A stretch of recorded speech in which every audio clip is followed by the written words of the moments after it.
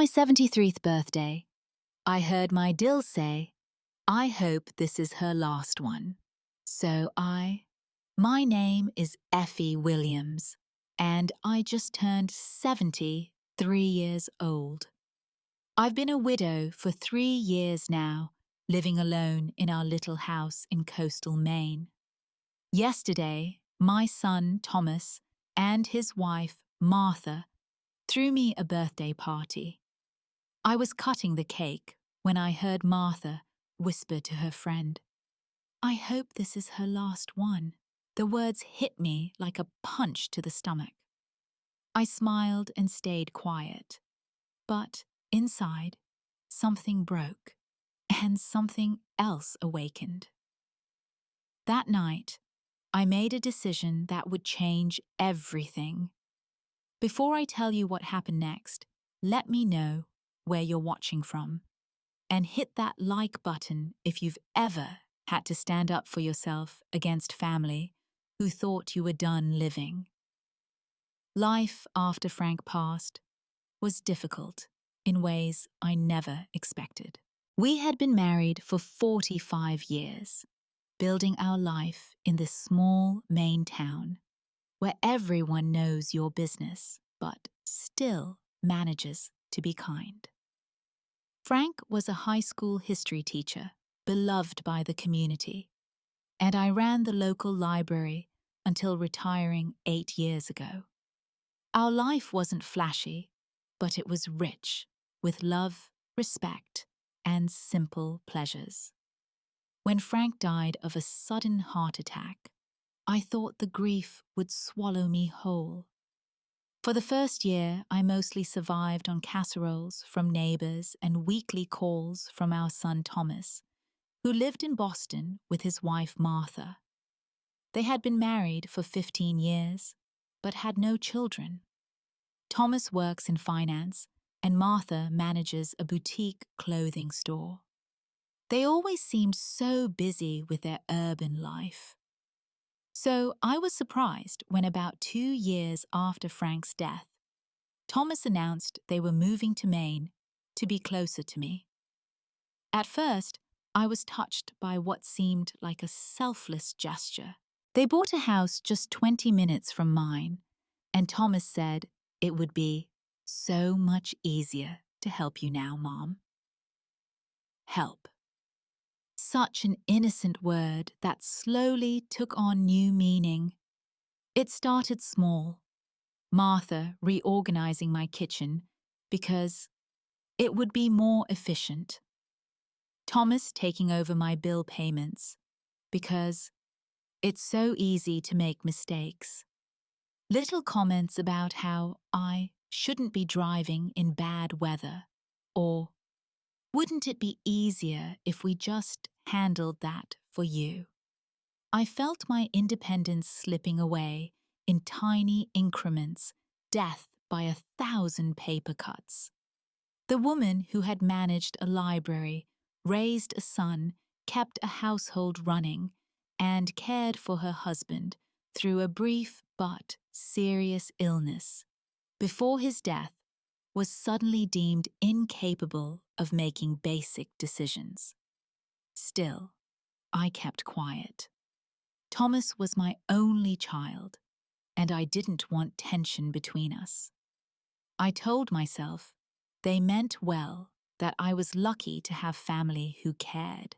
But a growing resentment simmered beneath my accommodating smiles. What bothered me most was that I was still very much alive and capable. I maintained my garden that was the envy of the neighborhood. I attended my book club every Tuesday. I volunteered at the hospital gift shop twice a week. My mind was sharp. My health was good, despite some arthritis in my knees. And I had plans and dreams still. Martha never seemed to see any of that. Her eyes slid past my achievements to focus on potential problems. Effie, should you really be up on that stepladder to prune those roses? Or Did you remember to take your calcium supplement? Or, we should probably have someone come clean for you now. Always with that tight smile that never reached her eyes. Thomas was less obvious, but equally undermining. Mom, why don't I just add you to our phone plan? It'll be easier for everyone. Or, let me handle that conversation with the plumber. Those guys try to upsell seniors all the time. In seniors? As if that one word erased everything else about me. For months, I wondered if I was being too sensitive. Was I imagining the exchanged glances when I shared an opinion? Was I paranoid to feel that decisions about my life were being made before I entered the room? Was it wrong to want to maintain control over my own existence? Frank would have known exactly what to say. He always did. His absence left a hole not just in my heart, but in my confidence. Without his steady reassurance, I found myself doubting my own perceptions. But as winter turned to spring, and then summer approached, something was happening within me too. A quiet voice growing louder, reminding me that I had navigated 72 years of life successfully. Surely I could trust myself to recognize when I was being slowly erased from my own story. My 73rd birthday was the first one since Frank died that I actually looked forward to. I had weathered the storm of early grief, established new routines, and made peace with many aspects of my new normal. I wanted to celebrate that resilience surrounded by friends who had helped me through the darkest days. I had mentioned to Thomas that I was thinking of hosting a small gathering at my house. Nothing fancy, just cake and coffee with my book club ladies, my neighbors, and a few friends from the hospital. I could almost taste the lemon cake I planned to bake, Frank's favorite, that I'd mastered over decades. "Oh, Mom, that's too much work for you," Thomas said when I brought it up during our Sunday dinner at their house. "Martha and I were already planning something, right, honey?" Martha looked up from her phone. "Of course, we'll host at our place. Much more space and you won't have to clean up." I opened my mouth to protest, but closed it again. What was the point? In their minds, the decision was already made. And maybe it would be nice not to have to prepare everything myself. The day of my birthday arrived with bright June sunshine that seemed promising. I wore a new blue dress I had bought specifically for the occasion, and even splurged on having my hair done at the salon. "You look nice, Mom," Thomas said when he picked me up, though his tone suggested mild surprise, as if looking nice wasn't expected of someone my age. When we arrived at their house, I noticed the minimal decorations. A store-bought banner that said, "Happy Birthday," in generic lettering. Nothing personal about it. Martha greeted me with an air kiss near my cheek. "Happy birthday, Effie Thomas. Show your mother to the living room while I finish up in the kitchen." The guest list was not what I had envisioned. There were a few of my friends, Janet from next door, Sylvia and Diane from book club, but they were outnumbered by Thomas and Martha's friends, most of whom I barely knew. They offered polite birthday wishes before returning to conversations about home renovations and vacation plans. The cake, when it appeared, was chocolate with buttercream frosting from the grocery store bakery. Not the lemon cake I loved, not homemade, not even a flavor I particularly enjoyed. But I smiled and thanked them because that's what mothers do. Then came the gifts. A large print cookbook, though my vision was fine. A pill organizer with the days of the week labeled in bold letters. Non-slip socks. A medical alert bracelet that Thomas insisted I should wear just in case. Each present seemed to emphasize frailty rather than celebrate life. "Open this one next, Mom," Thomas said, handing me a small box. Inside was a silver photo frame with a picture of Frank and me on our 40th anniversary. This one touched me. "Thank you, honey. This is beautiful." "Martha picked it out," he said quickly. Martha nodded, accepting the credit with a practiced smile. Throughout the party, Martha controlled every aspect.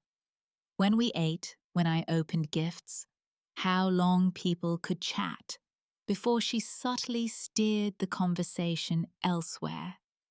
I felt like a child at an event planned by adults rather than the guest of honor. As Martha began cutting the cake, distributing slices to guests, I stood nearby watching her efficient movements. That's when I heard it. Martha's friend Brenda leaned in close to her and said, "Everything looks lovely. You're so good to do all this for her." And Martha replied in a low voice she didn't think would carry to me, "Well, someone has to. And honestly, I hope this is her last one. Thomas and I have put our lives on hold long enough." The world seemed to stop. The chatter around me faded to a dull roar as those words echoed in my head. Her last one. Her last birthday. The last year of her life. The sooner she's gone, the better for us. I felt my face grow hot, then cold.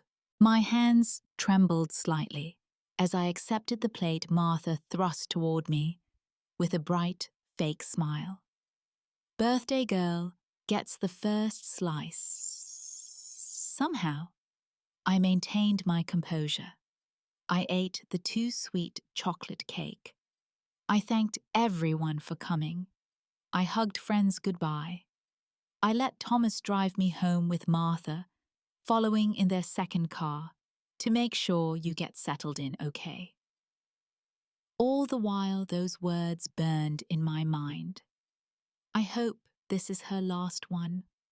7 words that revealed everything Martha truly thought of me. 7 words that would change everything. Sleep eluded me that night. I lay in bed, Martha's words playing on repeat in my mind, like a cruel song I couldn't stop hearing. I hope this is her last one. Her casual tone made it worse somehow, as if wishing for my death was as ordinary as commenting on the weather. At 3 in the morning, I gave up on sleep and made myself a cup of tea. Sitting at my kitchen table, the house quiet around me, I began to truly see the patterns that had been forming. This wasn't just about a thoughtless comment. This was about my son and his wife systematically treating me as if my life was already over, as if I was merely taking up space and consuming resources while waiting for the inevitable end. Every suggestion that I couldn't manage on my own, every decision made without consulting me, every patronizing explanation of simple concepts, it all pointed to the same underlying belief that I no longer had agency or value, that I was a problem to be managed until I conveniently disappeared. The hurt was crushing. I raised Thomas with love, supported his dreams, celebrated his successes. Frank and I had given him roots and wings, as the saying goes. How had we raised a son who could stand by while his wife wished for his mother's death? How had he become someone who saw my continued existence as an inconvenience? As dawn broke, I found myself in Frank's study, a room I'd mostly avoided since his death. His presence felt strongest here among his books. His old leather chair, the desk where he graded papers and wrote letters. I ran my fingers along the spines of his beloved history books and political biographies. At the bottom of the bookshelf, I found the journals he'd kept for decades. I pulled out the last one, the one he'd been writing in before his death. Flipping through the pages, I found an entry from just weeks before his heart attack. Celebrated our 45th anniversary today. When I look at Effie, I still see the spirited young woman I fell in love with. Society tries to make people invisible as they age, but Effie refuses to disappear. Her mind is as quick as ever, her heart even more generous. We've talked about what happens when one of us goes first. I worry most that she'll be made to feel less than the remarkable woman she is. I hope she remembers that growing older doesn't mean accepting diminishment. Tears slid down my face as I read his words. Frank had seen this coming somehow. He had worried about exactly what was happening now. And in his wisdom, he had left me these words when I would need them most. As morning light filled the room, my tears dried, and a different feeling took their place: determination. I would not accept diminishment. I would not quietly fade away to make Thomas and Martha's lives more convenient. I would not let Martha's cruel wish define my future. But what could I actually do? Confront them? The thought made my stomach churn. Ignore it and continue as before. Impossible now that I had seen the truth so clearly. Make a change. But what change could I make at 73? The fear of being truly alone battled with the fear of losing myself entirely. Which was worse? Which could I survive? I spent the morning looking through old photo albums. There I was at 22, graduating from college, the first in my family to earn a degree. There I was at 30, holding newborn Thomas, exhausted but radiant. At 45, standing proudly in front of the library, I helped modernize. At 60, hiking the Maine coast with Frank on our retirement celebration trip. The woman in those photos hadn't been afraid to take chances. She hadn't settled for less than a life of meaning and joy. When had I started believing that the adventure part of my life was over? By noon, a clarity I hadn't felt in years washed over me. I wouldn't let others determine my worth or how much life I had left to live. Martha might hope this was my last birthday, but I suddenly had a fierce desire to celebrate many more on my own terms. The next morning, I woke with purpose. After a quick breakfast, I sat at my computer and began researching options. Senior communities, not in Maine, where winter made everything harder, but somewhere warm and welcoming. Places where independence was encouraged rather than undermined. Communities where I might find new friends, new activities, new purpose. Then I made the call that would set everything in motion. Judy, it's Effie. Yes, it's been too long. Listen, I've been thinking about your invitation to visit Arizona. Is that still open? Judy, Fisher had been my roommate in college and remained a dear friend, despite the distance. After her husband died 5 years ago, she had moved to a senior living community in Scottsdale and had been urging me to visit. "The weather alone would convince you," she'd say during our occasional phone calls. "No more shoveling snow at our age. And there's so much life here, Effie. People don't treat you like you're already dead." Her immediate enthusiasm warmed my heart. "Of course, the invitation stands. I have a guest room ready whenever you want to come. But what's brought this on so suddenly?"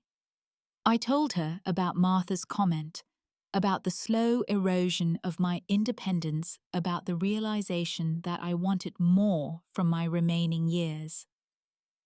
"Those two sound positively toxic," Judy said with characteristic bluntness.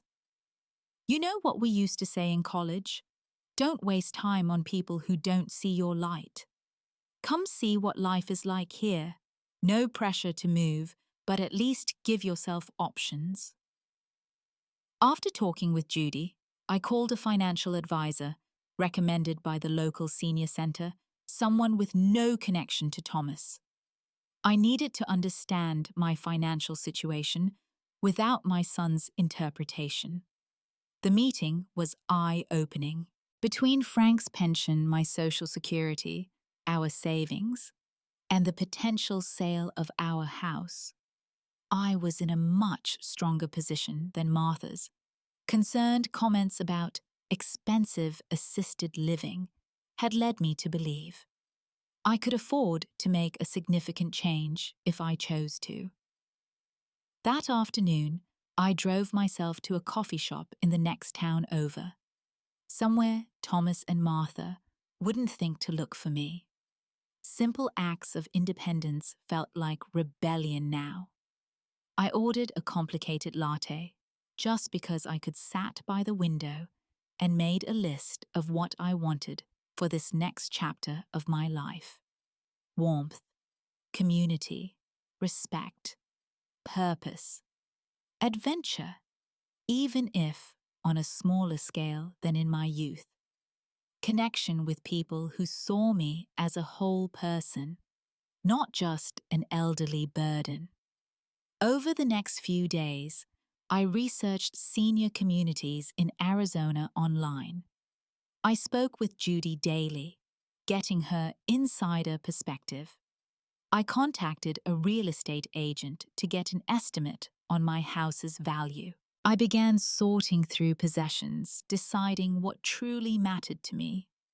Each step brought both anxiety and exhilaration. Was I really considering such a dramatic change at 73? Was I being impulsive, driven by hurt feelings rather than good sense?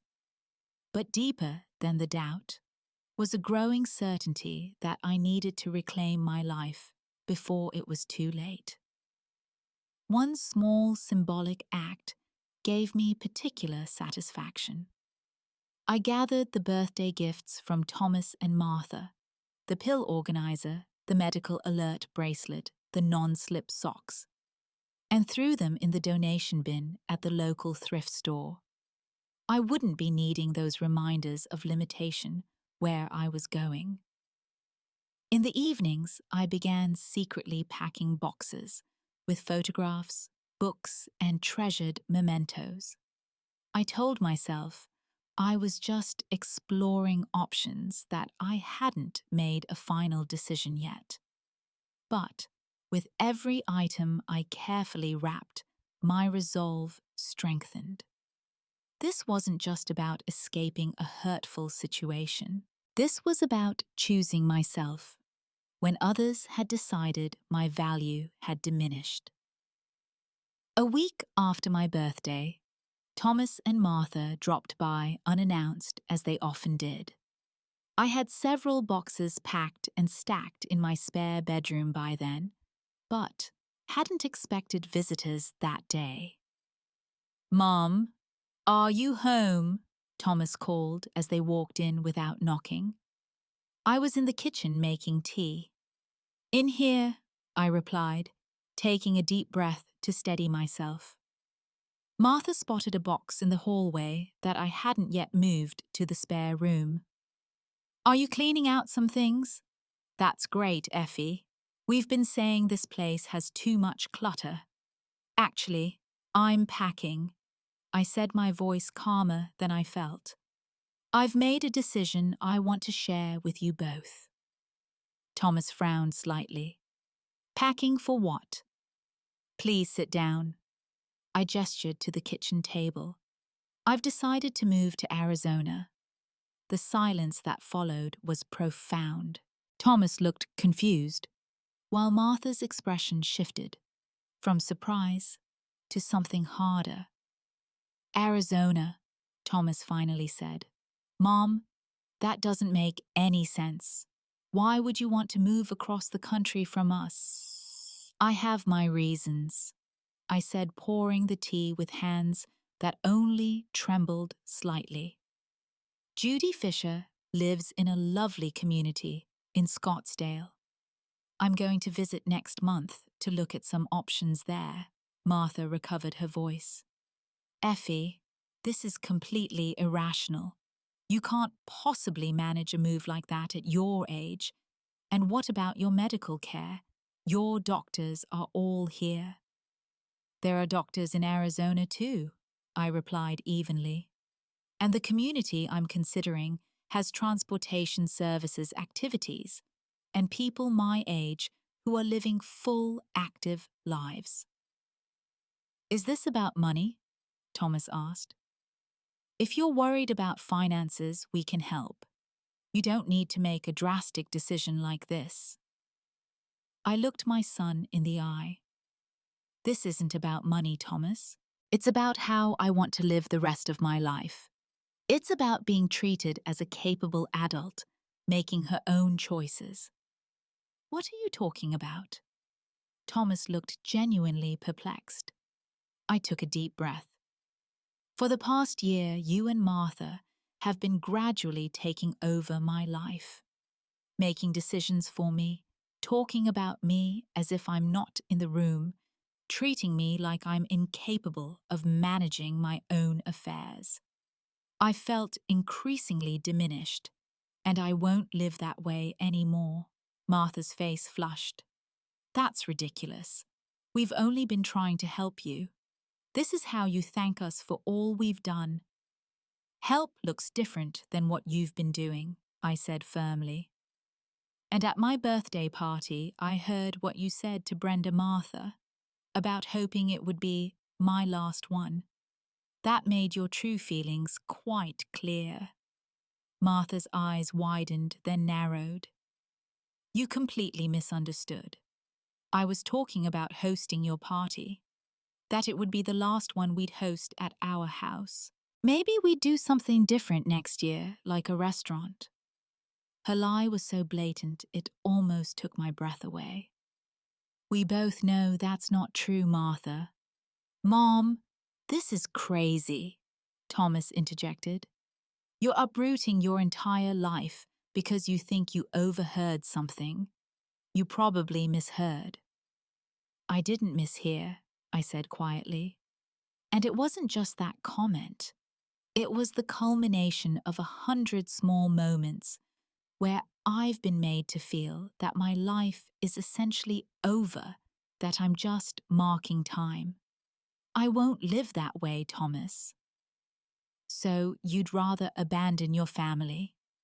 Martha's voice rose sharply. What about Thomas? He's your son. Don't his feelings matter? Of course they do. But I'm still a person with my own needs and desires. My identity didn't end when Frank died, and it doesn't revolve solely around being Thomas's mother. Thomas looked pained. Mom, please. This is all a misunderstanding. We love having you close by. Do you? I asked gently. Or is it easier to keep an eye on me to manage me? To make decisions about my house, my finances, my daily life, without having to include me in those conversations. His expression confirmed what I suspected. There had been discussions about me that I wasn't privy to. Martha's restraint finally broke. Fine. You want honesty? Yes. We've been planning for your future. Someone had to. You're getting older, and this house is too much for you. We've been talking to a real estate agent about when might be the right time to sell it. The revelation stunned me, despite my suspicions. You've been talking to a real estate agent about my house without telling me. It was preliminary, Thomas said quickly. Just exploring options for down the road. Down what road, Thomas? The road where I no longer have a say in my own life. The road where you and Martha decide what's best for poor old Mum without bothering to ask what I want. You're blowing this completely out of proportion, Martha snapped. This is exactly why we've had to take matters into our own hands. You're becoming irrational and paranoid. Her words hung in the air between us, the accusation of mental decline the ultimate weapon. I felt a momentary flash of doubt. Was I overreacting? Was age affecting my judgment? Then I remembered Frank's journal entry and steeled myself. I've consulted with my doctor, a financial advisor, and a real estate agent of my own choosing, I said calmly. All of them support my capacity to make this decision. I'm moving to Arizona, and I'd appreciate your support, but I don't require it. Thomas looked torn, caught between his wife and his mother. Mom, please, let's just take some time to think about this. Don't make any hasty decisions. I've had plenty of time to think, Thomas. Years of feeling gradually sidelined have given me all the perspective I need. I love you, but I won't spend whatever years I have left being treated as if I'm already gone. Martha stood abruptly. This is ridiculous. I'm not going to sit here and be accused of terrible things when we've done nothing but try to help. Come on, Thomas. My son hesitated, conflict evident on his face. Mom. It's okay, Thomas. Go with Martha. But please think about what I've said. Think about how you'd feel in my position. After they left, I sat alone at my kitchen table, shaking but somehow stronger than I'd felt in years. The confrontation had been painful but necessary. And while the outcome remained uncertain, I had spoken my truth. For the first time since Frank died, I felt fully present in my own life again. The weeks following our confrontation were difficult. Thomas called daily, his approach vacillating between concern, confusion, and attempts to change my mind. Martha maintained a chilly distance, speaking to me only when absolutely necessary, during the few times we were in the same room. Word spread through our small town about my plans to move. Some people expressed surprise, others understanding. A few older friends confessed they wished they had my courage to make such a change. My neighbor Janet became an unexpected ally, helping me pack and offering to drive me to the airport for my exploratory trip to Arizona. I admire what you're doing, Effie, she told me as we wrapped dishes in newspaper. Standing up for yourself, starting fresh. It takes guts at any age, but especially when everyone expects you to just fade into the background. The trip to visit Judy was revelatory. Scottsdale in September was still warm, but the dry heat felt easier on my arthritis than Maine's damp chill. Judy looked vibrant and happy, introducing me to dozens of friends in her community, showing me the activities and amenities available. The difference here, she explained as we toured the grounds, is that aging is treated as a new chapter, not the epilogue. People are starting businesses, falling in love, learning new skills. Nobody's waiting around to die.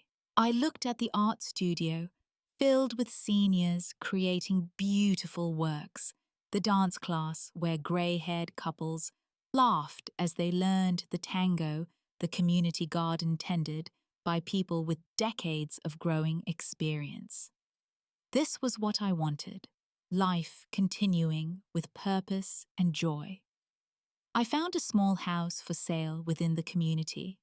2 bedrooms, a sunny kitchen, a small garden space, and a patio, perfect for morning coffee.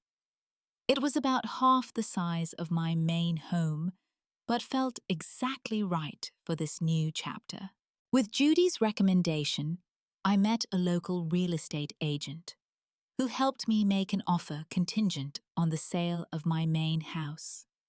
Back home, I hired my own agent, deliberately choosing someone Thomas didn't know. The market was strong, and she was confident my house would sell quickly. I began the enormous task of sorting through 40+ years of accumulated possessions, deciding what to keep, what to sell, what to give away. Some days, the physical and emotional toll left me exhausted. Handling Frank's remaining clothes, deciding which furniture to part with, finding homes for collections we'd built together. Each decision required energy and sometimes brought tears. But beneath the fatigue and occasional sadness ran a current of exhilaration. I was choosing my future rather than passively accepting what others thought best. Support came from unexpected sources. My doctor, upon hearing my plans, gave me a list of recommended physicians in the Scottsdale area. "I think this move will add years to your life, Effie," she said during my checkup. Positive outlook and purpose are powerful medicine. Church friends organized a packing party, bringing food and helping me box books and kitchen items. Even Sam, the young barista at my favorite coffee shop, expressed support. My grandma did something similar after my grandpa died. He told me one morning, "Moved to Florida and became a different person. Happier, more adventurous. She's dating a guy who teaches scuba diving now." Thomas eventually asked to have dinner, just the two of us. We met at a small restaurant where we'd often gone as a family when he was growing up. Without Martha's influence, he seemed more like the son I remembered. "I've been thinking a lot about what you said," he began after we ordered, "about making you feel sidelined, like your life was over. That was never my intention, Mom." "I believe that," I said gently. "But intentions and impact are different things." He nodded slowly. "I was scared after Dad died. You seemed so lost, and I wanted to protect you. But somewhere along the way, protecting turned into controlling. I see that now." "And Martha?" I asked carefully. Thomas sighed. "Martha is complicated. She likes things organized, predictable. Your independence threatens that somehow. But that's not your problem to solve." "No, it isn't," I agreed. "I love you, Thomas. That won't change whether I live in Maine or Arizona. But I need to live my life fully, not just exist in the margins of yours." For the first time, I saw real understanding in my son's eyes. "I want you to be happy, Mom. I really do. And if this move is what you need, I'll support you. I can visit, right? I'd be disappointed if you didn't." I smiled reaching across the table to squeeze his hand. "I'm getting a guest room ready just for you." 6 months after my 73rd birthday party, the one Martha had hoped would be my last, I arrived in Scottsdale to begin my new life. The sale of my main house had gone smoothly, and after expenses, I had enough to purchase my Arizona home outright, plus add to my savings for future needs. My little house in the Sunrise Acres community quickly became home. I painted the walls in bright, cheerful colors that Frank would have thought outrageous, but that made me smile every morning. I set up a small garden with desert-friendly plants, learning an entirely new type of gardening from my neighbors. I arranged my favorite books, photographs, and mementos around me, keeping Frank's presence in my new life while making room for new experiences.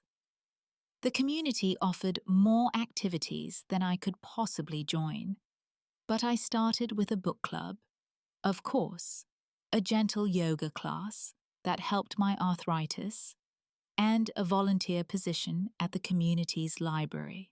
Within weeks, I had a social calendar fuller than it had been in years.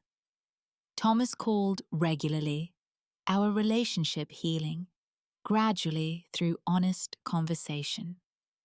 He planned a visit for Thanksgiving, though Martha had conveniently scheduled a trip to see her sister during that time.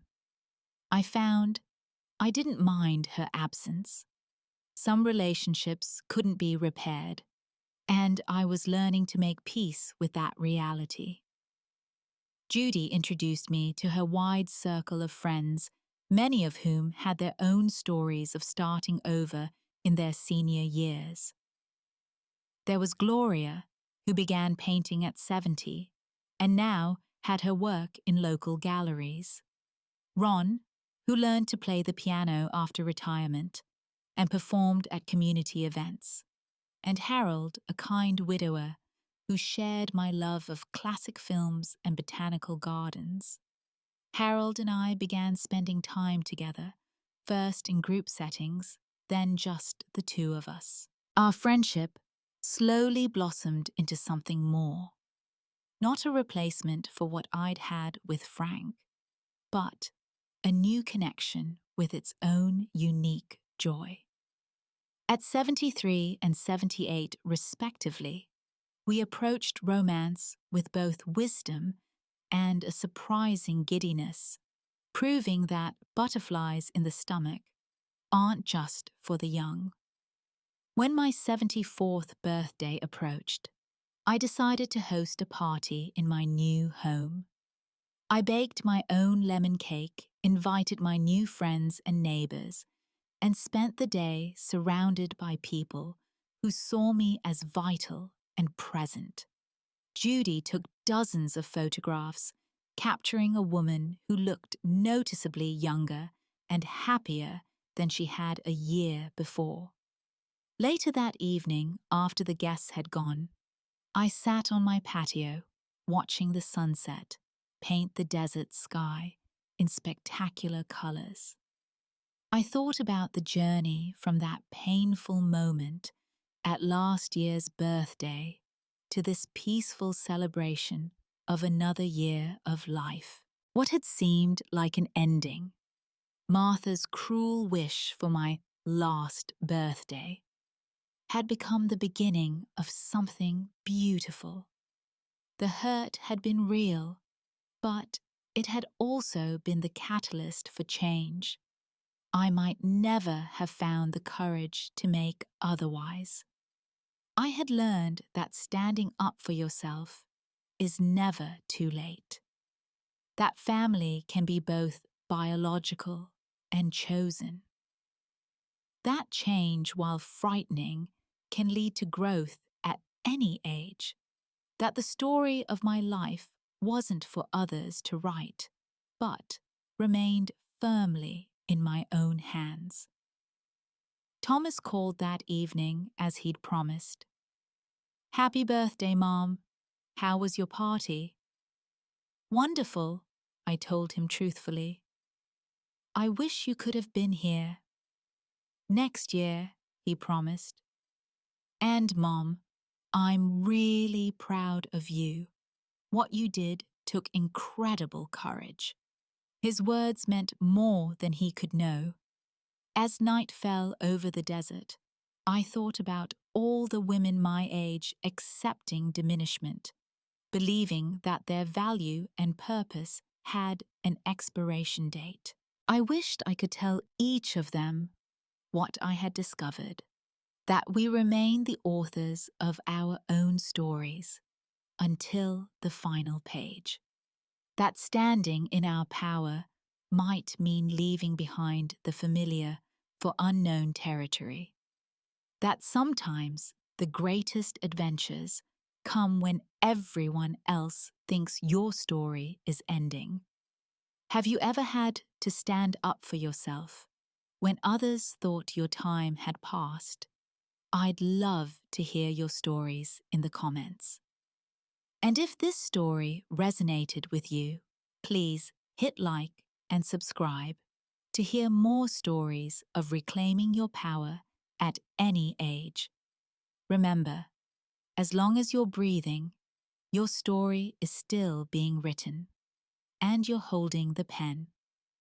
Thank you for listening, and may you find the courage to write your own next chapter, whatever age you might be.